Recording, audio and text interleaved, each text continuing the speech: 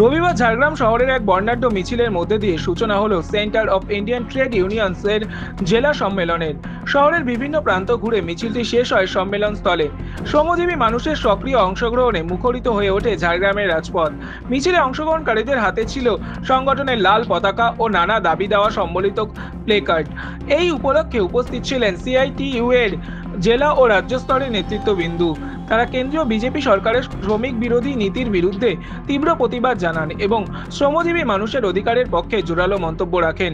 সম্মেলন থেকে 17 দফা দাবিকে সামনে রেখে কেন্দ্রীয় ট্রেড ইউনিয়ন ও ফেডারেশনগুলির উদ্যোগে ঘোষিত হয় আগামী 9 জুলাই 2025 সারা ভারত ধর্মঘট সফল করার আহ্বান জানানো হয়। সম্মেলনে শ্রমজীবী মানুষকে ঐক্যবদ্ধ হয়ে সংগঠিত আন্দোলন গড়ে তোলার আহ্বান জানানো হয় এবং শ্রমিক স্বার্থ রক্ষায় সংগঠনকে আরও মজবুত করার সংকল্প গ্রহণ করা হয়। সম্মেলন জুড়ে ছিল একতা, প্রতিবাদ ও দাবি আদায়ের জোরালো বার্তা। আজকে আমাদের ঝাড়গ্রামের সিআইটিউর জেলা সম্মেলন সমান কাজে সমান বেতনের দাবিতে এবং শ্রমজীবী মানুষের যে অধিকার রক্ষার লড়াই চলছে গোটা দেশ জুড়ে। আমাদের সম্মেলনে আমরা এই আলোচনা করব এবং এখান থেকে আগামী দিনের লড়াইয়ের আমরা নীল নকশা তৈরি করব এবং সামনে 9 তারিখের 9 জুলাই সর্বভারতীয় ধর্মঘট হতে চলেছে। যে ধর্মঘট শ্রমিকের স্বীকৃতি দেশের সরকার জোর করে কেড়ে নিচ্ছে, শ্রমিকের অধিকারগুলো দেশের সরকার জোর করে কেড়ে নিচ্ছে শ্রমকোড লাগু করে।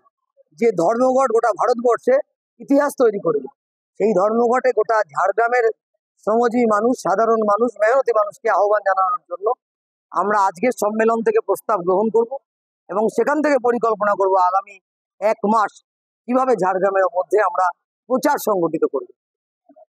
ঝাড়গ্রাম জেলা থেকে এটাই প্রথম সম্মেলন। এর আগে অর্গানাইজিং কমিটি ছিল, এখন সম্মেলন হচ্ছে। আগে তো একটা জেলা ছিল, সেখান থেকে আলাদা জেলা হয়েছে, ফলে অর্গানাইজেশন স্ট্রাকচারে তো পরিবর্তন হয়। ধর্মঘটে কতটা সফল হলেন বলে মনে করি? সদ্য কিছুদিন আগে আমাদের সর্বভারতীয় ধর্মঘট মিটিং ছিল হরিয়ানাতে, হরিয়ানার ফরিদাবাদে আমাদের সর্বভারতীয় মিটিং ছিল। সেখানে আমরা শুনে এসেছি গোটা ভারতবর্ষ প্রস্তুত হচ্ছে। যদি গোটা ভারতবর্ষ প্রস্তুত হয় তাহলে পশ্চিমবাংলাতেও কোনো শক্তি তারা এই ধর্মঘটকে আটকাতে পারবে না, কারণ শ্রমজীবী মানুষের অধিকারগুলো আক্রান্ত।